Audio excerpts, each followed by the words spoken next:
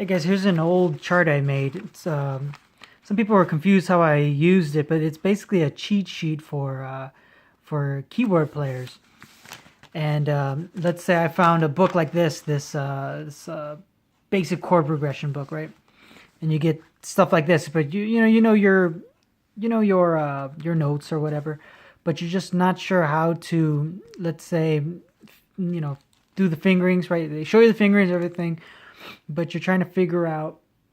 You want to know the intervals. That's my thing. I always wanted to learn the intervals and how to build chords. You know what I mean? Like this. So I got this. I don't play piano. I don't own one. So this is why I made it, because I'm trying to figure out, because I wanted to throw it on my bass.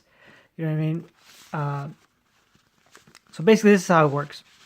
If you ever come across this is a book of progressions. So it's A, F sharp minor, B minor, C sharp minor, right? So now I'm gonna start with this one right here. If I can, let's see if I can. Hey, cool. Focus in on this. So now I'm gonna start this as 1, right? Because I'm using this how am I building this I was trying to figure out the wording intervallically. So now with this cheat sheet, I'm going to count. Well, right now I'm going to count to the next note, which would be 1, 2, 3, 4, 5. So that's 5 steps, 5 half steps, 5 semitones, whatever, what have you. So now I'm going to come over here and do 1 to 5, right? So this is my 1, and here's my 5 half steps, and that equals a third, a major third. So I'm going to sit here and call it a third, and now I'm going to go from the third to the next note. I'm going to count again. I'm going to count the first note to be again 1, 2, 3, 4. So now there's 1, 2, 3, 4. There's 4 steps. I'm going to jump to the 3s.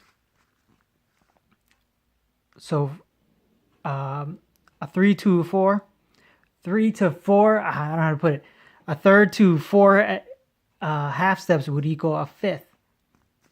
So then you come over here and throw the 5. See, now people who already know, are very good musicians, would already know, and would read up here, would already know that this is a major chord, right? So you would even have to. But some people like me, weirdos, want to know, what is this made out of? Is this, what am I doing? Now, mind you, on a piano, this shape right here, that whole, the space between, it's gonna look different, once you get into a different key, but it's still always going to be that 1, 3, 5, right? And there's always going to be what is it? 1, 2, 3, 4, 5 semitones, or 5 half steps, and then four half steps. You know what I mean?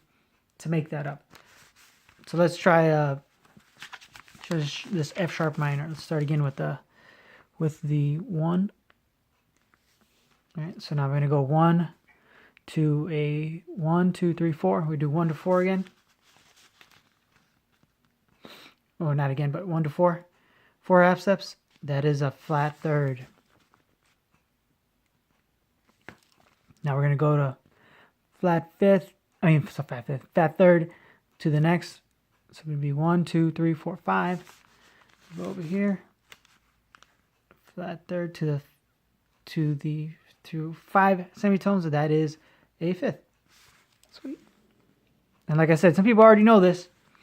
They can just look at it and go like that. But like I said, people like me, especially if you're trying to grab something from a piano, right? And trying to transcribe it to your guitar, where you don't know. Like I said, it's a cheat sheet, so you're just like, okay, A. Let me find the A, and then I'll hit it with the major. Okay, I know what a 1, a 3, a 5 looks like. You go to the F sharp. Oh, I know what a 1, a flat third, a fifth looks like, and so on and so on. Let's do this last one. Actually, no, we got 2 more. I'm trying to make this video short, but I kind of drift off and mumble a little too much. All right, we'll go over here to this B minor. Now, if you already know, you probably already know what's this going to be. 1, 2, 3, 4. So we'll do this again. I'll just go through the steps. We already know it's going to be a flat third because you're going to start seeing patterns. And I wish I could write. You're going to start seeing patterns. And then we'll go this over here. Flat third. 1, 2, 3, 4, 5. Flat third. Do 5 half steps. Well, what do you know? A fifth. And you can go through this whole book and it'll always be the same patterns, different notes. The intervals stay the same. They're solid. It's the notes that change. You're going to have 12 different notes that are always going to be mixing and matching. But those intervals, solid. No matter if you put them on piano, guitar, bass, whatever else. I love it. All right, last one. This video is getting too long. Too damn long. C sharp minor. So what is it? 1, 2, 3, 4. Well, we already know what it's going to be. Flat third.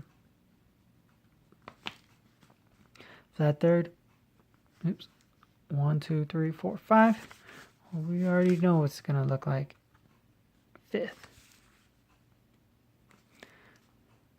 And this right here, like, I was trying to figure out how to, like, I have another one that was kind of different. That's like, where I was like, okay, a 1 to a flat second would be two semitones, and then a 1 to a flat third would be it. This one's a little too confusing, and then I had revised it. I'm like, okay, but this was all for me. You know what I mean? I'm just sharing it because now that I kind of went back to this book, it's easier now for me to go on from a piano perspective and then go straight to bass and sit there and mix and match or whatever. But I just want to let you guys know I'll post a link to this cheat sheet, and I want you guys to print it out and use it. You know, maybe you want to transcribe something or whatever, and maybe it'll help you out in the long run. Maybe, you know, think intervals first and then throw in the notes, because you'll see that these intervals are always there. They're always going to be there. They're always going to be the same. So let me know what you guys think. Send me a message if you got any questions. Thanks. If you want another explanation of this, appreciate it. Peace.